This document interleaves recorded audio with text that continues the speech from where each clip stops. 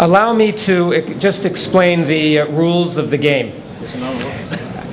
It was not accidental that we set up this evening with tables.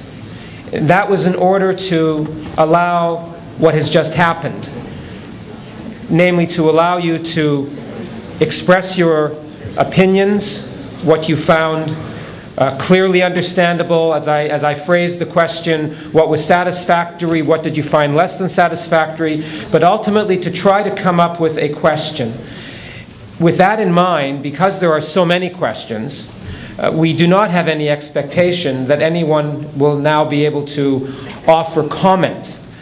You offered your comments essentially around the table, and what we want now to do is to allow Dr. Abuelaish to respond as he wishes to the variety of questions which I still have not had a chance to filter through completely. So please allow him the opportunity to speak, to address the question. I will then pose the next question to him, and we'll see how long we can do this for. Okay? Dr. Abuelaish. Here's the question. First question that I've come across. My God, look at all these questions. We can spend the whole night here. There was one question that particularly intrigued me.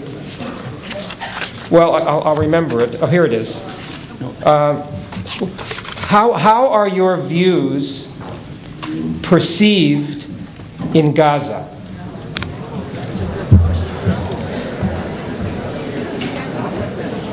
My views are viewed in Gaza, which is part of the National Palestinian Authority. It is not just in Gaza, even in Palestine.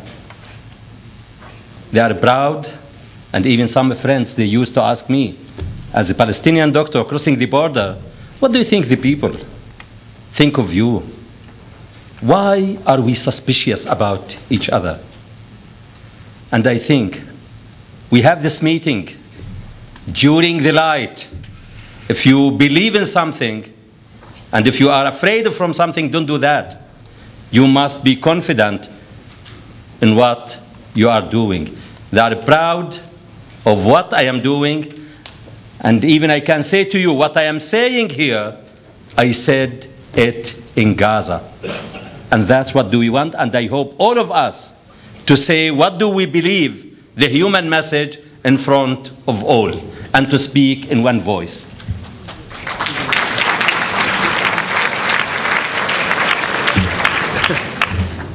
In all honesty, we did not go over these in advance.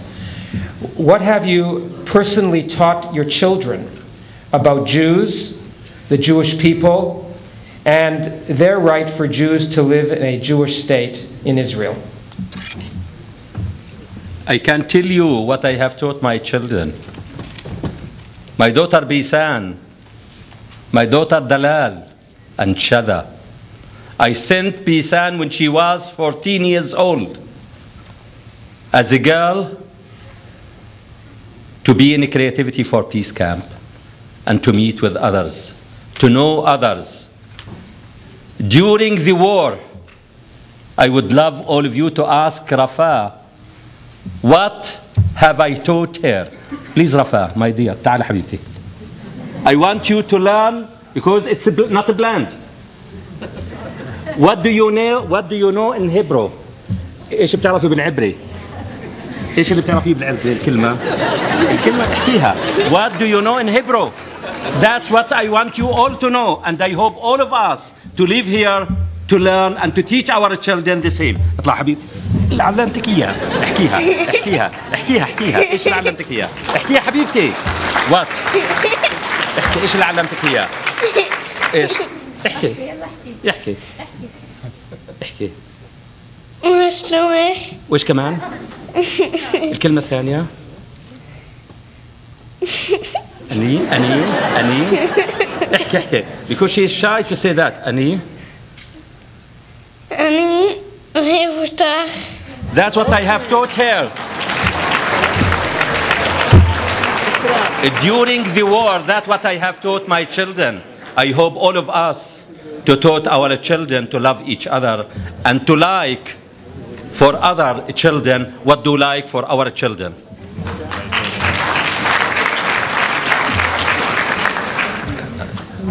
Actually, in line with our previous speaker, how can women play a more active role to build bridges in the pursuit of peace? In my life, I fully believe in the potential of women. I succeeded to achieve what I have achieved from teeming poverty. But as I said, for Palestinians, they have to dream. But to fulfill their dreams, they must work hard. My daughters now, they can plan because they have their father who is a doctor. And he has the abilities. But I dreamed and worked hard to fulfill that. I am in debt to my mother, my wife, and my daughters. And I think women can make a positive difference. Give me 5 women behind war, but you can find hundreds of men. So, an educated and healthy and enlightened woman will raise educated, healthy children, husband, family, community, and nation. And it's time for women to take the lead. We don't want to speak about women's status, but women's role, and I am sure it will be a positive one.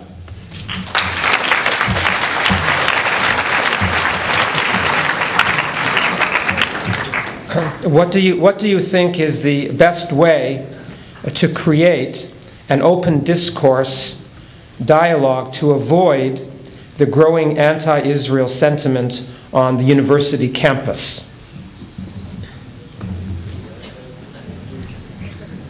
We must, I am a physician, and we must take history to reach a diagnosis, not to deal with things superficially.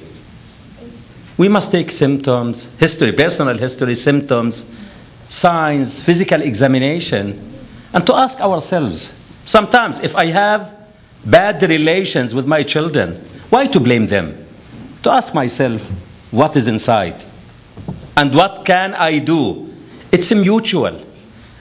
I have a problem with my child, I have to knock the door and to speak with him. I don't need mediators. We have to face each other and to start speaking and listening to each other. And I think in the campuses, the academicians, the professors who are educating, they must take the lead. Among them, they must start it, so at the end, it will be reflected on the students. And that's what do we need.